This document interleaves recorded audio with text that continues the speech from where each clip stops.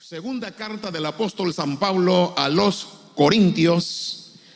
Leemos del capítulo 3, el versículo número 18, por favor.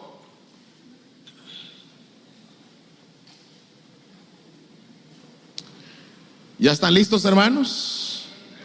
Vamos a leer el texto en la Reina Valera, tal como aparece en la pantalla.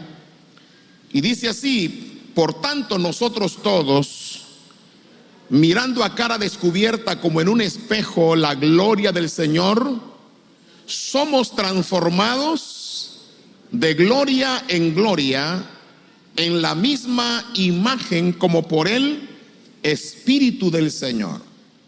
En la Biblia de las Américas lo dice de la siguiente manera: pero nosotros, con el rostro descubierto, contemplando como en un espejo la gloria del Señor, estamos siendo transformados en la misma imagen de gloria en gloria como por el Señor, el Espíritu. Amén. Vamos, hermanos, en este momento a orar, creyendo que Dios habla a nuestra vida. Amén. Levante sus manos y adore al Señor. Padre, te adoramos, te glorificamos. Para eso nos reunimos como tu iglesia, para adorarte, para darte gracias. Hoy, Señor, ministra nuestra vida con tu preciosa palabra, con tu verdad maravillosa, y danos fe, danos fuerza. Señor, proyéctanos como tu palabra lo promete, de gloria en gloria. Gracias, en el nombre de Jesús. Amén. Tomen sus lugares, hermano. Muchas gracias.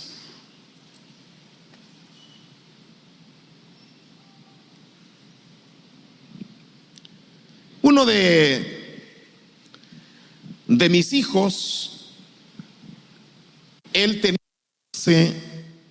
era muy, bueno, todos mis hijos son taqueros, les gustan los tacos, lo disfrutan, y probaron de toda clase de tacos, de distintas taquerías. Hubieron hermanos de aquí de la iglesia que nos enseñaron dónde venden los mejores tacos.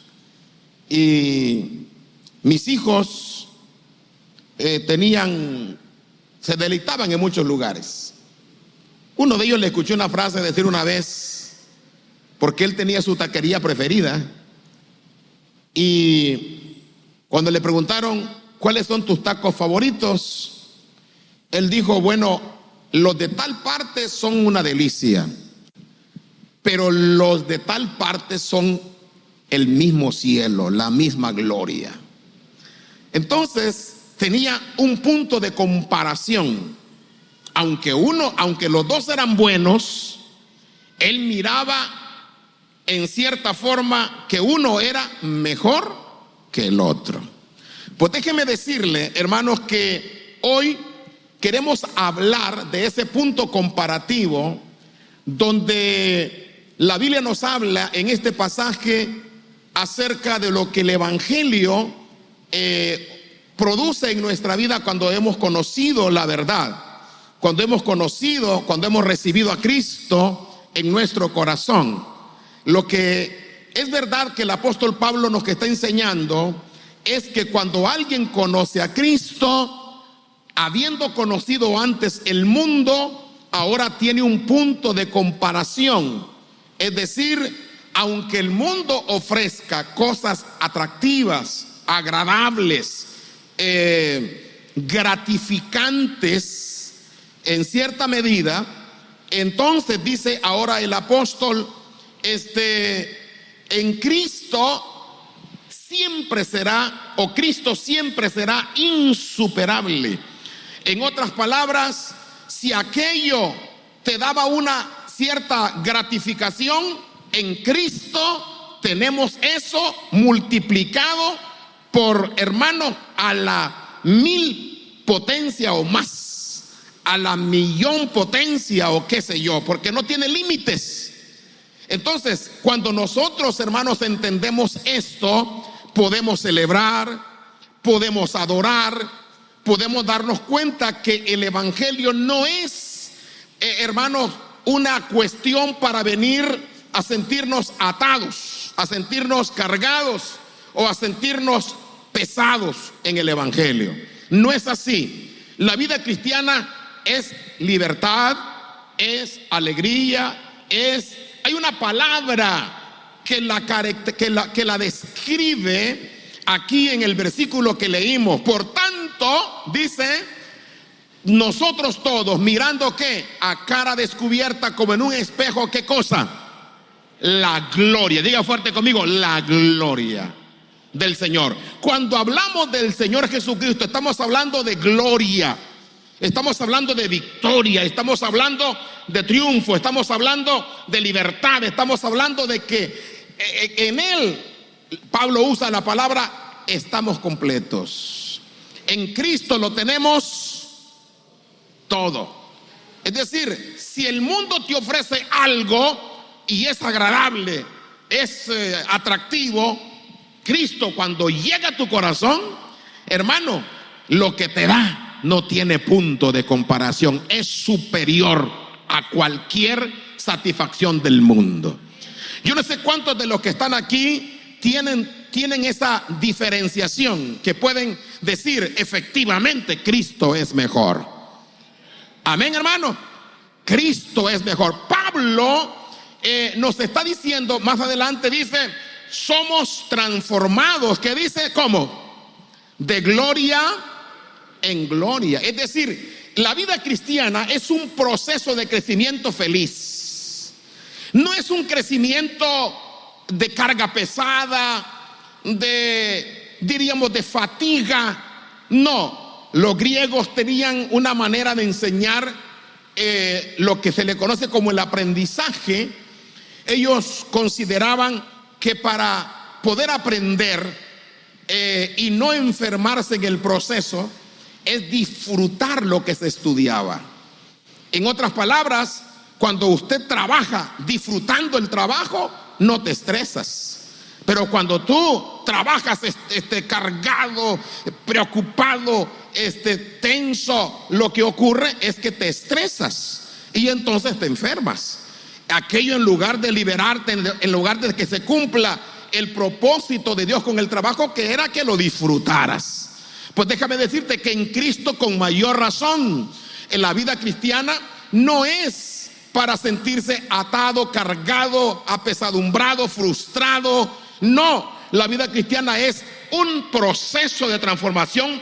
Voy a usar una palabra coloquial: divertido, agradable, alegre, feliz. Así debería de ser, porque dice que somos transformados de gloria en gloria, de poder en poder, de bendición en bendición, de gracia en gracia. Es decir, cada cosa que nosotros logramos es una satisfacción y hermanos, nos lo experimentamos disfrutándolo. No es una lucha, no. Descarte esa palabra. La lucha tiene que ver con otras cosas, no tiene que ver con esto. El evangelio se disfruta. Si alguien está de acuerdo conmigo, diga amén. La palabra clave entonces es gloria, gloria, gloria, gloria. La vida cristiana es gloria. ¿Está bien, hermano? Es gloria. El proceso es gloria, el avance es gloria, todo es gloria, es victoria, es celebración. Por eso es que muchas iglesias viven anémicas espiritualmente, muchas vidas cristianas son anémicas espirituales porque no conocen esta verdad. El apóstol Pablo utiliza un telón de fondo de comparación. En este caso, él utiliza, a manera de contexto, le voy a explicar esto, diríamos la ley, la comparación de la gracia con la ley, la comparación del antiguo pacto con el nuevo pacto, la comparación de Moisés y Cristo. En otras palabras, la ley era buena, santa, justa, dice Pablo, pero Cristo es gloria. Y luego dice, Moisés estaba cubierto de gloria y nadie podría ver su rostro, pero Cristo rompió el velo de arriba hasta abajo para que quedáramos a cara descubierta delante de Dios. cara a cara. Y eso, dice el apóstol, el Señor lo logró. Bendito sea el Señor con su muerte en la cruz del Calvario. Así que, hermanos, hablar de Cristo es hablar de superioridad. Hablar de Cristo es hablar de algo mejor. Como decía mi hijo, esos tacos son de gloria. Esos tacos son los mejores, no hay otro mejor. Entonces no sé cuántos que están aquí porque Cristo es mejor. No sé cuántos no se han ido al mundo porque reconocen que Cristo es mejor. Bueno, entonces en ese sentido, veámoslo como es este asunto. Dice, si leemos, creo que del versículo número, vamos a regresarnos a darle una pasadita a ese fondo que usa Pablo. ¿Cómo lo describe? Esto es muy interesante porque lo que está diciendo Pablo es: si la ley se celebraba, ¿cómo no se va a celebrar la gracia? Si Moisés era glorioso el culto mosaico, imagínense el culto de Cristo por todo lo que envuelve. Veamos con cuidado cómo lo dice a partir del versículo número 4. Y tal confianza, a ver, vamos a ponerlo en la pantalla. Y dice, vamos a leerlo todos para que nos impregnemos de este fondo. ¿Cómo dice Pablo? Y tal confianza tenemos mediante Cristo para con Dios. Versículo 5 dice, no que seamos ¿qué? Competentes por nosotros mismos para pensar algo como de nosotros mismos, sino que nuestra competencia, ¿de dónde proviene? Proviene de Dios. Si alguna cosa vamos a lograr, fue Dios el que la hizo, no tú. Es lo que Pablo está diciendo. Pablo dice, quítate de la cabeza que eres tú el que lo vas a hacer. Quítate de la cabeza que eres tú el que lo va a lograr. Si algo bueno hay en nosotros, lo hizo Dios en nosotros. ¿Está bien, hermano? Y el versículo número 6, vea cómo dice, el cual asimismo nos hizo ministros competentes de un nuevo pacto, no de la letra, sino del espíritu. Porque ¿qué cosa? La letra mata. Es decir, la ley que es gloriosa no da vida, pero se celebra, dice Pablo. Imagínense lo que da vida. Oiga lo que sigue diciendo el versículo 7. Léalo conmigo cuando dice, y si el ministerio de muerte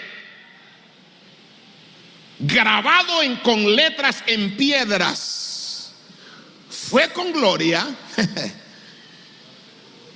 tanto que los hijos de Israel no pudieron fijar la vista en el rostro de Moisés, ¿a causa de qué? De la gloria de su rostro, la cual había de perecer. Fíjate, había gloria, pero iba a perecer. Era pasajera, gloria pasajera. Vea lo que dice el versículo número 8. Dice, ¿cómo no será más bien con gloria el ministerio del Espíritu? Si el ministerio de la ley, de allá de la letra, era un tesoro para Israel, cuanto más para la iglesia, Cristo y el Espíritu Santo que obran en nuestras vidas para que seamos victoriosos, alegres, felices. Nosotros no estamos aquí a la fuerza, digan amén, hermano. Estamos aquí porque sabemos lo que tenemos en Cristo Jesús. Ahora sigue diciendo el versículo número 9, dice, porque si el ministerio de condenación fue con gloria, ¿qué dice? Mucho más abundante en gloria el ministerio de justificación. Si el solo hecho, hermano, de que conocieras la ley, los judíos se sentían orgullosos y celebraban, su culto era esplendoroso. Hermano, no hay culto en la historia de la humanidad más, diríamos así, que envolviera toda una parafernalia, una indumentaria, un ritualismo impresionante. Imagínense que Salomón en un solo culto sacrificaba 1000 reses, 1000 holocaustos, solo para que vea usted el deleite que tenían en tener la ley. Solo porque tenían la ley, le dedicaron un gran templo, le dedicaban un culto tan organizado, tan estructurado, que eran fiestas por las cuales la gente viajaba miles de kilómetros. Y dice el apóstol, porque el ministerio de condenación, dice, fue con gloria, mucho más abundará en gloria el ministerio de la justificación. Yo tengo que preguntarle, ¿cuántos justificados hay aquí en Cristo Jesús? ¿Y qué quiere decir ser justificado? Pablo lo dice en la carta a los Romanos capítulo 5, justificados pues por la fe. Tenemos que paz, diga fuerte, paz. ¿Qué es la vida cristiana? Paz. La vida cristiana no es carga, no es lucha. No, la vida cristiana no es, hermanos, una especie de pípila cristiano. ¿Cuánto conocen al pípila? ¿Se acuerda quién es el pípila? Aquel que tenía todo el tiempo, ¿qué? Una carga. Hermano, a nosotros nos la quitó Cristo. Toda carga de pecado se fue. Eso es el ministerio de la justificación. La ley alumbraba que eras pecador y con eso los judíos que estaban contentos. A nosotros la gracia nos alumbró que hay pecado, pero que Cristo lo quitó. Eso tiene mayor gloria, porque ya no debemos, ya no somos más esclavos. ¿Se acuerdan el canto que dice? Ya no soy esclavo, ahora soy un hijo de Dios. ¿Cuántos tienen esa convicción entonces? En este sentido, entendemos perfectamente, hermanos, que tenemos un punto de comparación. Los judíos cristianos, como Pablo, ahora tenían una comparación. Ellos sabían lo glorioso que fue la ley, pero dice, en Cristo esto es mucho mejor. Vean lo que dice el siguiente versículo. Dice así, el número 10. Porque aún, ¿qué dice? A ver, pero léanlo en voz alta, hermano, porque los veo así como distraídos, como que a ustedes les gusta más leer el chat que la Biblia. Vamos a leer la palabra de Dios fuerte. ¿Qué dice?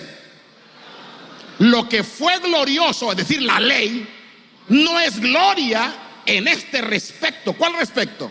En comparación con la gloria más eminente. La gloria de Cristo es más eminente, superior, es más allá. Lo que Cristo nos ha dado es más allá que lo que daba la ley. Por eso, cuando nos reunamos, no vengamos con esa carga, hermano, con esa peñascota encima. Quítate eso, tírala, porque Cristo ya perdonó tus pecados si has creído verdaderamente en Él.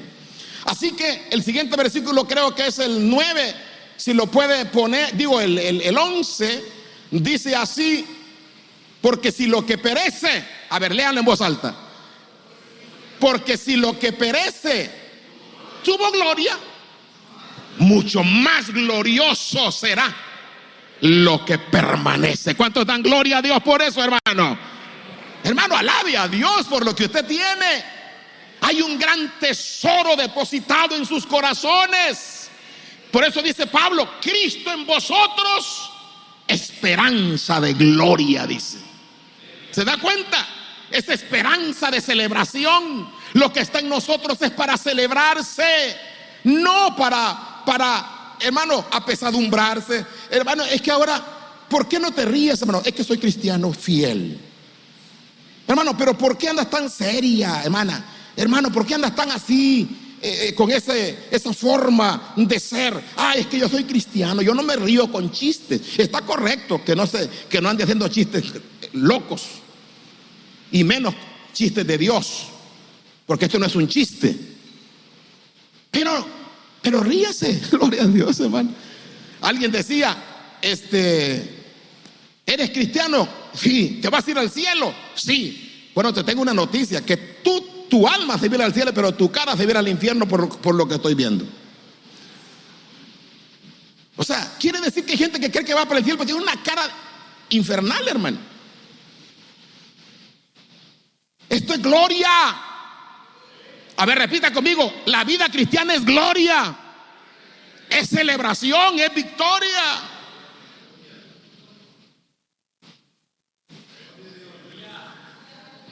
Alabado sea Cristo. Cristo es mejor que el mundo. Cristo es mejor que el pecado, claro que sí. El pecado da satisfacciones, trae ciertas gratificaciones, pero Cristo, hermano, lo llena todo. Eso no permanece. Lo que Cristo da permanece para siempre. El pecado te va a dar cierto placer, pero se acaba y quieres más, y eso te lleva a un punto de un compromiso serio de perder otras cosas humanas. Pero déjame decirte que en el Evangelio el Señor nos ha demostrado que con Él, hermanos, tenemos muchas razones para ser fiel y para creer en el Señor, para mantenernos firmes en sus promesas. En primer lugar, quiero que vaya viendo usted entonces que el Señor nos habla, Pablo nos habla de una meta. Nuestra meta es Cristo.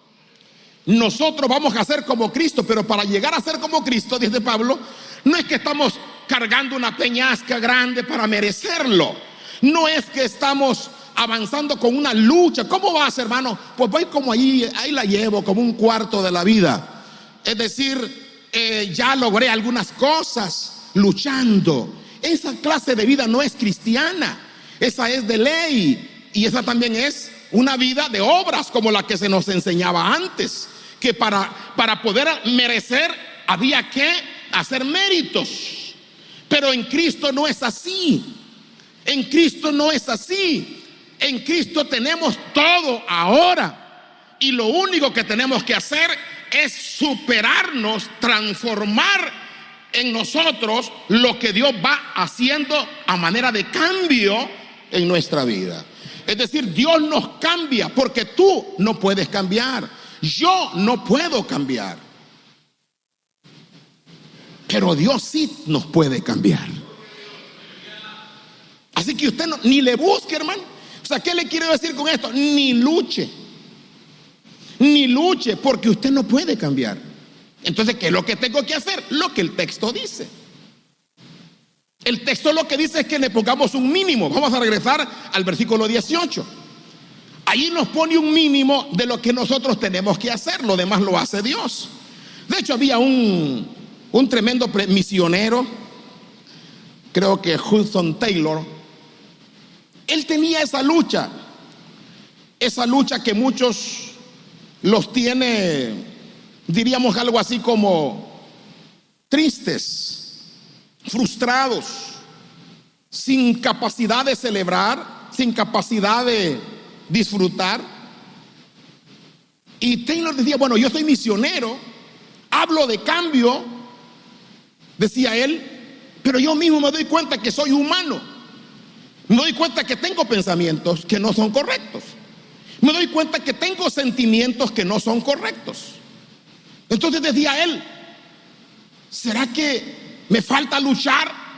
Y seguía luchando, y seguía luchando. Y le contó a un amigo en una carta, ¿sabes qué? Yo sigo luchando, mi amigo. Sigo batallando con mis debilidades. Me siento a veces frustrado. Y el amigo le contestó esto le contestó, y él testifica en uno de sus libros. Hudson Taylor dice,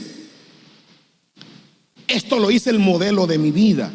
Su amigo le contestó, le dijo, mira, no luches por la fe, sino descansa en el que es fiel.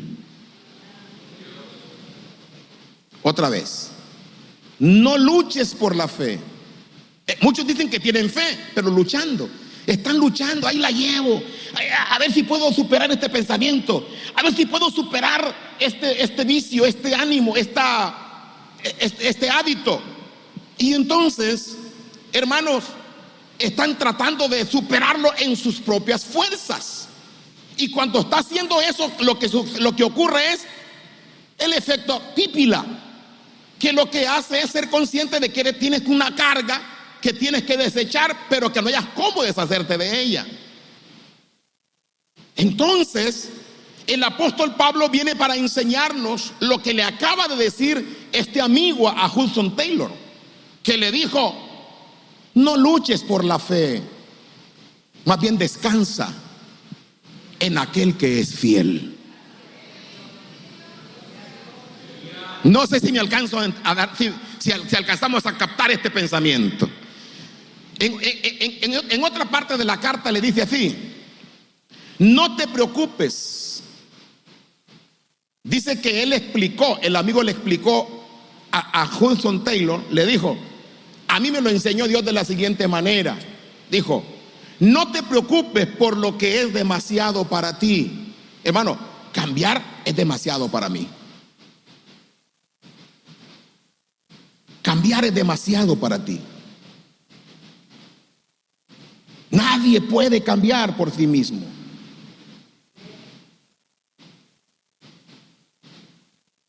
Cambiar es muy pesado. Y si lo que tú estás haciendo es tratar de cambiar, y si crees que la vida cristiana es, como alguien decía: hermano, ¿y por qué no vino al culto el domingo o en la semana? Hermano, es que no me siento digno. Es que yo tengo muchas luchas, muchas cuestiones que no me hacen sentir digno. Entonces déjeme decirle de una vez por todas: no estamos aquí los que son dignos. Deberíamos estar aquí los que necesitamos de Dios. No sé si me doy a entender. Estamos aquí los que necesitamos la ayuda de Dios. De lo contrario, seríamos entonces, como quien dice, el que debería estar agradecido con nosotros es Dios porque somos muy fieles y muy santos. No, es más, hermano, ninguno de los que estamos aquí somos tan santos que digamos. No se enoje, alabe a Dios. Ya los conozco, nomás con verle la carita me doy cuenta. No se crea, hermano. Le dijo a su amigo lo siguiente: no te preocupes por lo que es demasiado para ti. Dice que le dijo Dios a él: el trabajo es mío y solo mío, le dijo Dios. Eso le contó su amigo a Hudson Taylor. Míralo cómo me lo enseñó Dios también, le dijo: no te preocupes por lo que es demasiado para ti. El trabajo es mío y solo mío. Cuando algo es demasiado pesado para ti, el trabajo no es tuyo. El trabajo es solo de Dios. Solo Dios puede quitarte esa carga. Solo Dios puede cambiar un corazón. Solo Dios puede romper un hábito de forma victoriosa, sin carga, sin esa fatiga. Dios puede quitarte un hábito, una mala costumbre, disfrutando a Cristo.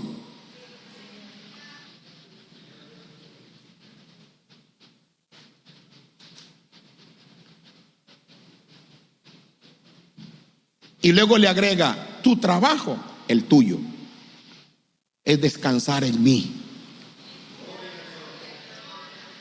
El trabajo de cambiar no es tuyo. Tu único trabajo es descansar en mí. Yo me encargo de ese asunto. Yo me encargo de ese asunto. Y Pablo nos da 3 mínimos, vamos a llamarle, porque es lo que podemos hacer nosotros, el mínimo. 3 mínimos que este versículo dice. Vamos a ver rapidito el versículo 18, lo leemos. Por tanto, digan todo, por tanto. Quiere decir, en resumen, dice Pablo, nosotros todos, diga fuerte esta frase y subrayen en su Biblia: nosotros todos. ¿Sabe lo que quiere decir? Que la vida cristiana se vive en comunidad. Primero, para ser santo, intégrate a la sociedad, intégrate a la congregación, con todos los defectos, con todas las mañas que tú tienes y los otros también.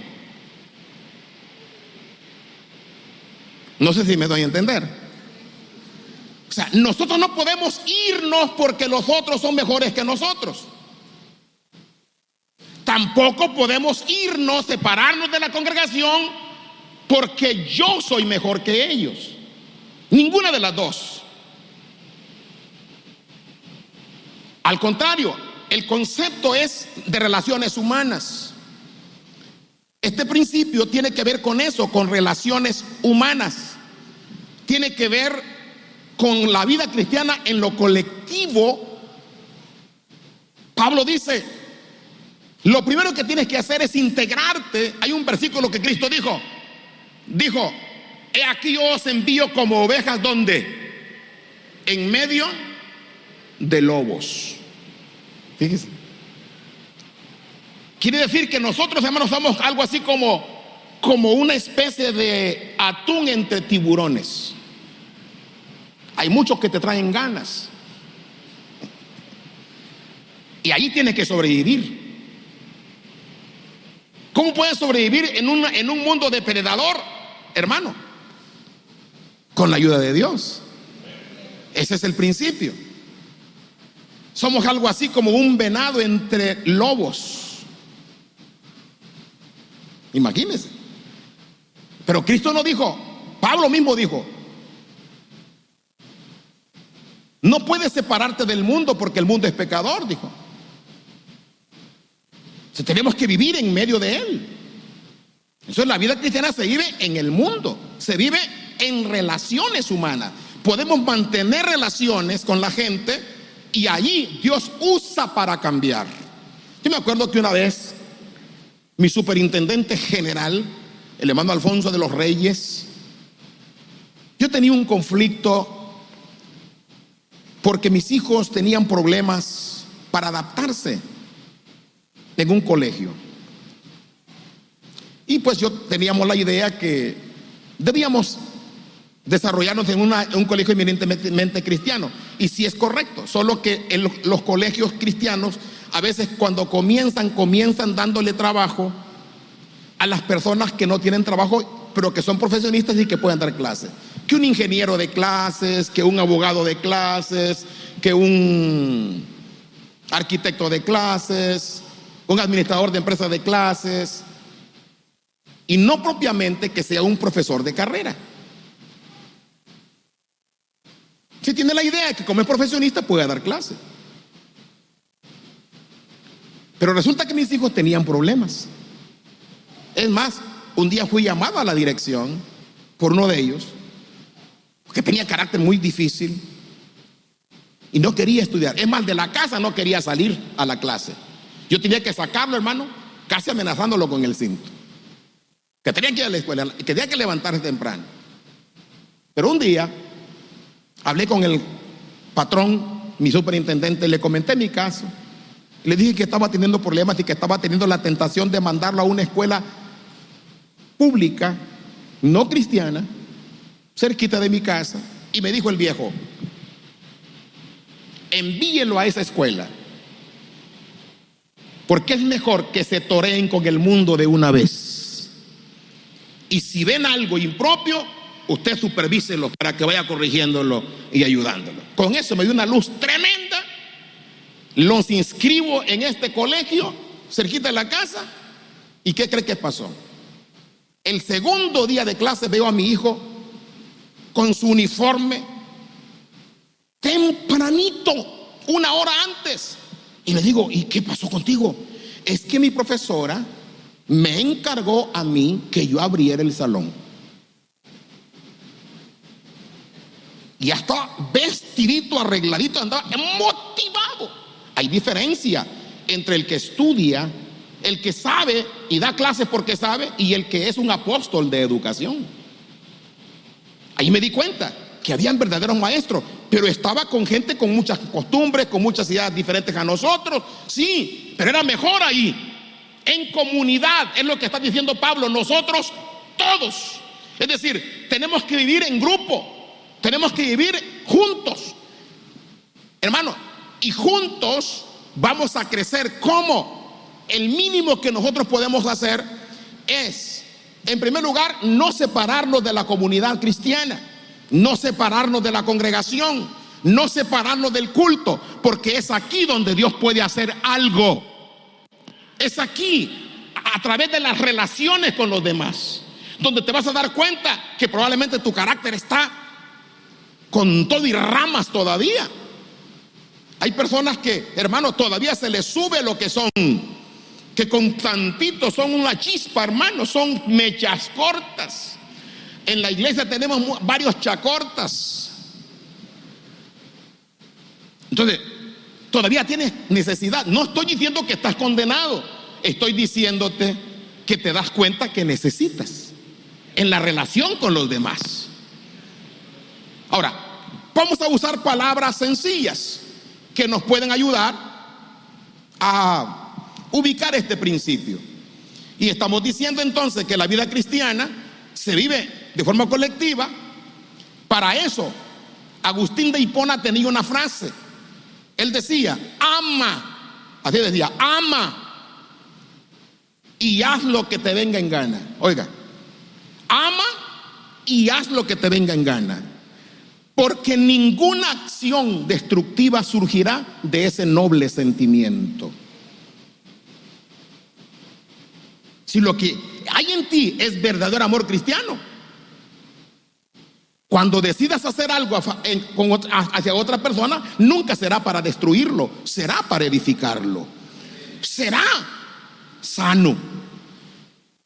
Pero si el amor que está en ti no es de Cristo, entonces los pensamientos que te pueden venir y tus acciones que puedan venir no serán para bien, no serán para edificar, será para hacer daño tal vez. En este respecto, entonces, primero, lo que debo hacer yo es ponerme en lo colectivo para vigilar mis sentimientos y para vigilar mis acciones, qué tan buenas son o no. Si me doy cuenta que son buenas, gloria a Dios. Y si me doy cuenta que no son tan buenas, entonces decirle: Dios, te necesito. Te necesito. Por eso, Dios nos ha creado para la comunidad. Dios nos hizo para que seamos productivos de bendición en la relación con los demás. Por lo tanto, nuestra relación, este es lo mínimo que tenemos que hacer. Tienen que ser relaciones responsables. ¿Qué significa eso? Hermano, si tú cometes un error, páguelo. Sea responsable. Si cometió un error, no se esconda detrás de la máscara de la hipocresía, sino que sea honesto, sea honesta, responsabilícese de sus actos y enfréntese a la realidad. Eso se llama relaciones responsables. Segundo, desarrolle relaciones de confianza. Nosotros necesitamos que la gente confíe en nosotros, pero esa relación de confianza se gana. La gente debe confiar en nosotros. Que cuando te vea, no te vea como alguien extraño, raro, poco confiable. Como que le diga a alguien: oye, dice que mi esposo va a salir a tal parte y va a ir con tal hermano y tal hermana y otra hermana, y esa hermana va a ir también. Sí, no, que mi esposo no vaya. Ya desconfía de esa persona. Significa que esa persona no ha desarrollado una relación de ¿qué?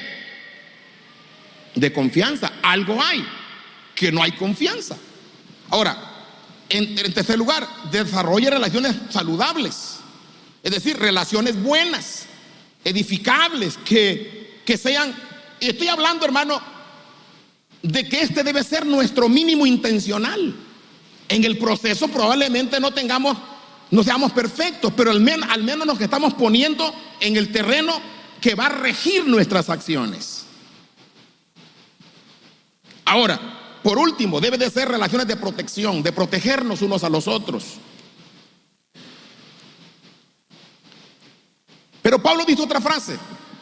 Dice: por tanto, nosotros todos pasamos de lo colectivo mirando a cara descubierta como en un espejo la gloria del Señor. ¿Qué está diciendo aquí el Señor? El apóstol Pablo. La segunda manera mínima que nosotros debemos poner delante de ese proceso de transformación de Dios es ser honesto, ser transparente, ser auténtico. Es decir, no te finjas lo que no eres, no andes presumiendo lo que no tienes. Lo que está diciendo aquí el apóstol es que te presentes delante de Dios siempre como eres, con tus propias luchas, con tus cargas, con tus necesidades. No necesitas venir a fingirle a Dios lo que no eres, no te va a servir. Pero si tú vienes a Dios con honestidad, con sinceridad, a cara descubierta, sin máscara, usted va a llegar ante el Señor diciéndole: Señor, en realidad yo creo que de todos los que están aquí soy el más necesitado o la más necesitada. Entonces, cuando usted viene con ese espíritu delante de Dios a cara descubierta, sin ninguna clase, hermano, de fingimiento o de, diríamos, pretendiendo ser lo que no eres, tienes posibilidades de que Dios te bendiga. Ahí es donde Dios obra. ¿Sabe dónde obra Dios? En la honestidad. Así que preséntate a Dios con honestidad. Y mi consejo es: ven con tus cargas, con tus luchas, y díselas al Señor. Cada culto, preséntaselas a Dios. ¿Y sabe lo que va a pasar? Dios se deleita en manifestar su poder en aquellos que en Él confían y a Él le confiesan sus luchas. Así que, ¿cuántos quieren ser cambiados? ¿Cuántos quieren ser transformados? Sea honesto, sea honesta, sea humana. No te fincas otra, no te fincas otro. De nada te sirve, porque te vas a quedar peor. Pero si vienes aquí y vienes como eres,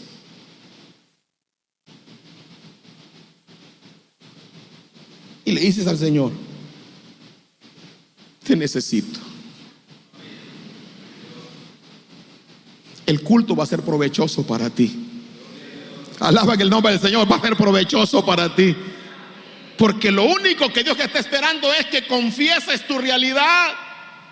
Ahora, no estoy diciendo que en un día le presentes todas esos problemas que tiene. No, por lo menos preséntale el más urgente. Porque somos transformados como, hermano, de gloria. Quiere decir que eso me da paz, hermano. No sé a ustedes, pero a mí me da paz saber que la vida cristiana es progresiva. Diga fuerte conmigo: la salvación es un acto, la santificación es un proceso. Alaban el nombre de Cristo Jesús. Aquí somos salvos. ¿Cuántos son salvos ya entonces? Desde el momento que creímos somos salvos, y un paquete de gloria se depositó dentro de nosotros por medio de la fe, y eso se desarrolla en el proceso. ¿En cuál proceso? En el proceso de comunidad y en el proceso de autenticidad. Sea honesta, sea auténtica, sea auténtico. No vengas al culto presumiendo lo que no tienes. Venga al culto más bien aceptando lo que eres. Cuando nosotros tenemos, dice Pablo, en el evangelio, en la ley, dice Pablo, la gente se presentaba con muchos ritos, pero en Cristo, dice, se quitaron esos ritos, se rompió el velo de arriba hacia abajo y quedamos cara a cara con Dios. Dios nos ve como somos y nosotros vemos a Dios como es. Y en esa dinámica produce una transformación. Porque ahora, ya que estás enfrente, Señor, soy pecador. Sí, mi hijo, pero yo soy tu Salvador. Yo morí por ti para lavarte, para limpiarte y para purificarte. Esa dinámica es la que nos hace ser, ¿qué? Agradecidos, humildes, adoradores, celebrar, gozarnos. ¿Se da cuenta? Entonces el culto es una fiesta. de gratitud.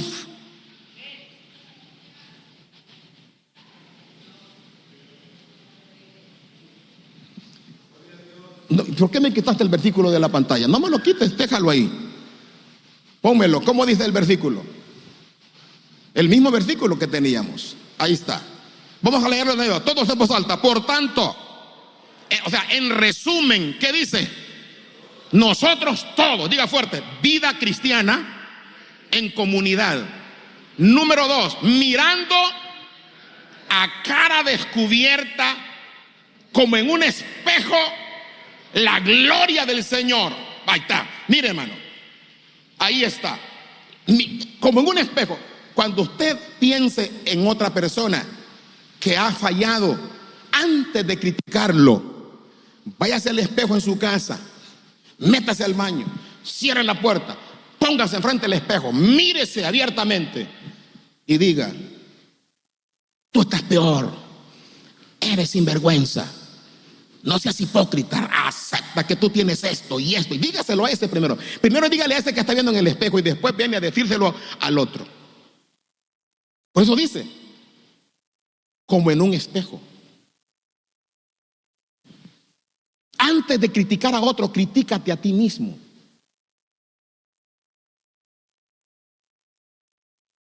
Hermano, lo veo muy callado.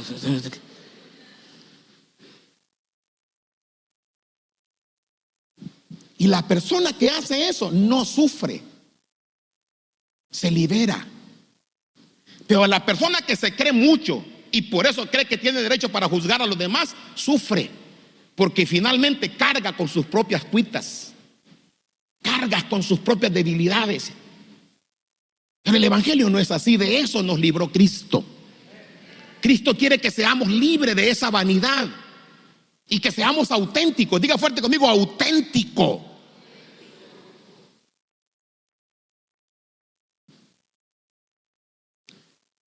Seguimos leyendo. ¿Somos qué, hermano? Transformados. Este es progresivo, pero oiga lo que dice: de gloria. Es decir, no hay sufrimiento. Cambiar no es una fatiga. Cambiar no es una lucha costosa. Cambiar es una celebración. Mire, hermano, cuando yo me convertí al evangelio, Dios en su infinita misericordia, yo recuerdo, hermano, que yo era muy maldiciente. De 10 palabras decía 8 maldiciones. Los de Alvarado me quedaban cortos. Alvarado, Veracruz. Era muy maldiciente. Yo lo que hablaba de palabrotas pesadotas, las que yo acostumbraba. Y era feliz así. Ese era mi vocabulario. Y otra cosa, hermano, yo tenía miedo a morir. Tanto que cuando salía al baile, me colgaba un crucifijo aquí de frente. Cuando venía de regreso para la casa en la noche, solo por aquel camino, me ponía un crucifijo aquí de frente para que me protegiera de los espíritus malos de delante. Y me ponía otro para atrás de la Virgen, para que me protegiera de los espíritus malos de atrás. Y algunos que otros aquí a los lados, en unas pulseritas para que me protegiera de los espíritus de los lados. Tenía miedo. El día que Cristo me salvó, ese día, algo pasó en mí, sobrenatural. No estoy diciendo que cambié a convertirme en un santo. No, todavía estoy luchando, hermano, con muchas cosas.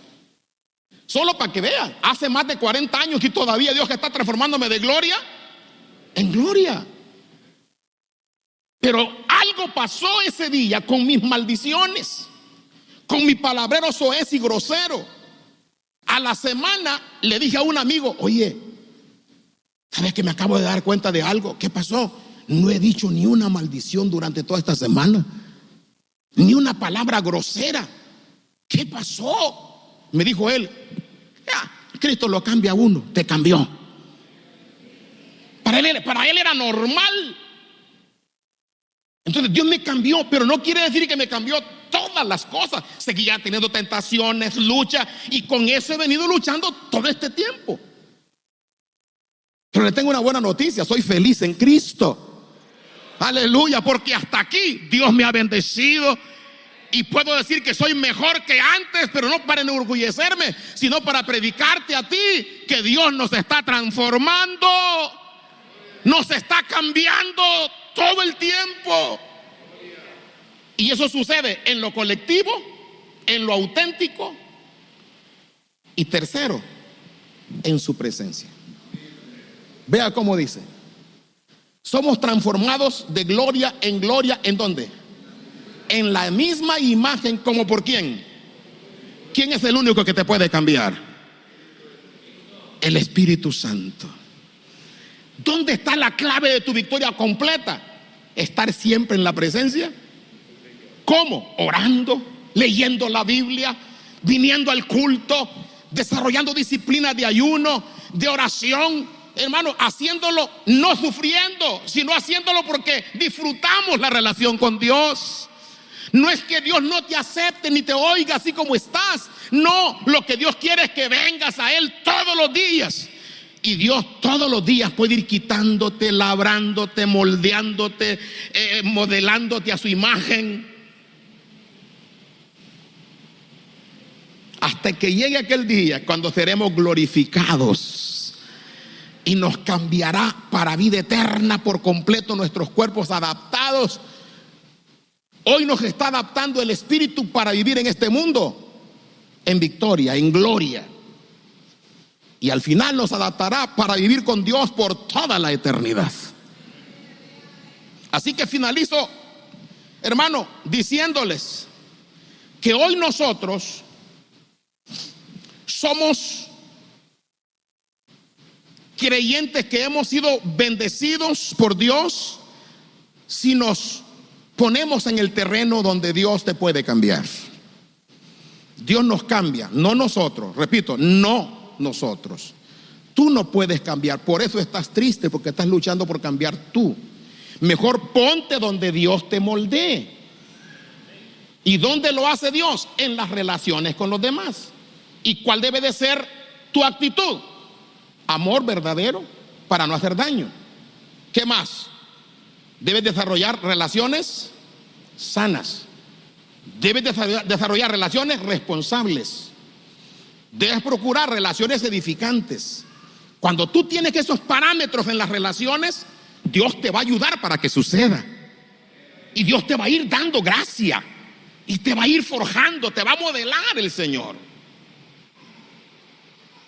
Segundo, debes disponerte en el terreno de la autenticidad.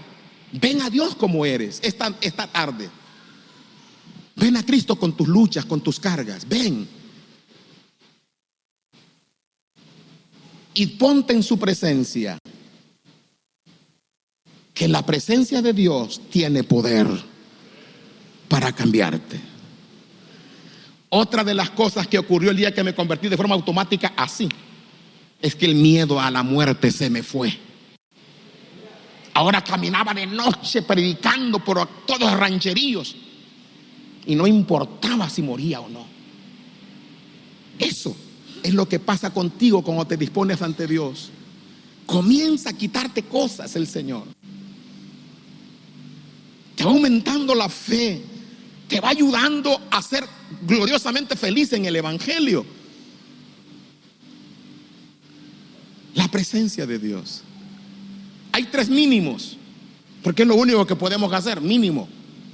Una, no te separes de la congregación, porque ahí te forja Dios.